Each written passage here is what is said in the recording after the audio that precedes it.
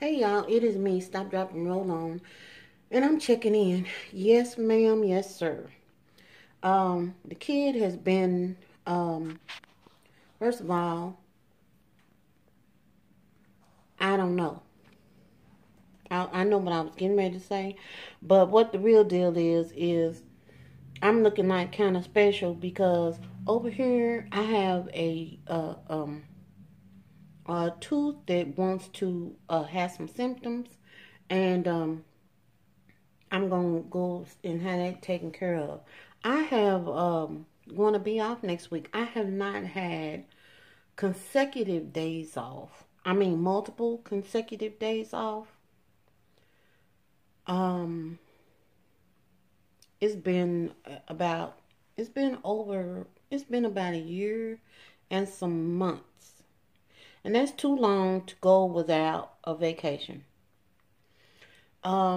Consider no, I was going to say, because I am going to say it. Considering the fact Pierre's behind had been on vacation once this week, once this month, he's on vacation right now, and then a whole week last month.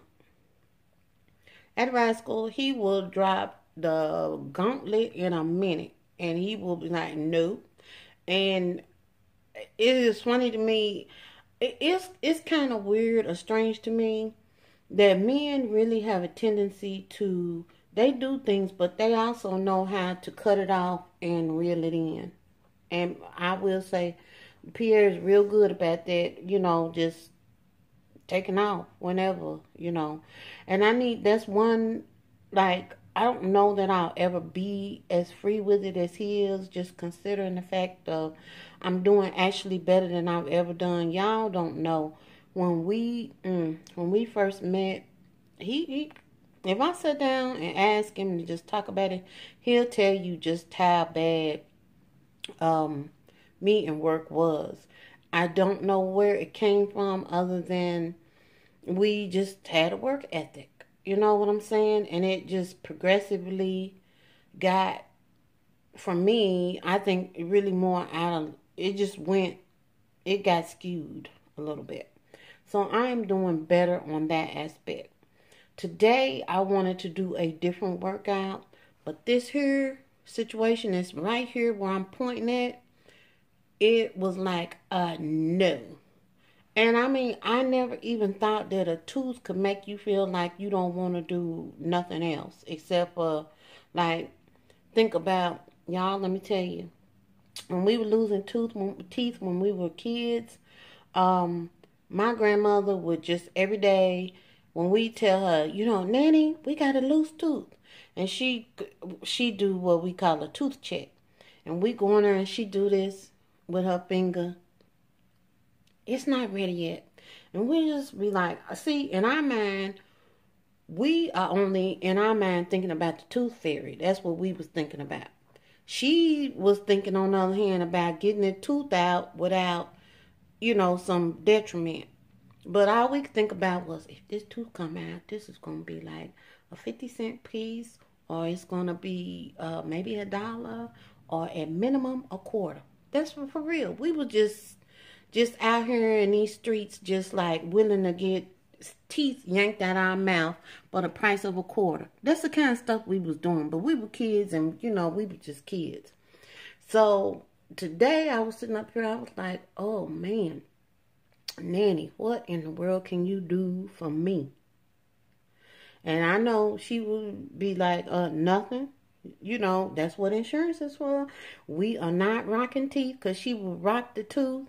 And then when it got to a certain point, we just be like, okay, today. And she was like, yeah. She was so smooth with it. She was like, I think it's ready now. She's talking to us with her tooth, with her finger on her tooth, going back and forth like this. I think it's ready. And we're like, and she's like, I think it's ready, just rocking it back and forth and just talking, distracting us. And she said, but she would say, I'm not really sure. It was something along them lines. And she was like, well, maybe, I probably need to test this a little bit more. And we sit up, with our mouth open, like, okay. Still with your mind, with silver dollars, dancing around your head and all this stuff, or maybe a dollar bill. That's all you thinking about. And next thing we know, she be standing up there with the tooth in her hand like this, distracting us, and then just pull the tooth out. We never felt nothing. Never bled, nothing.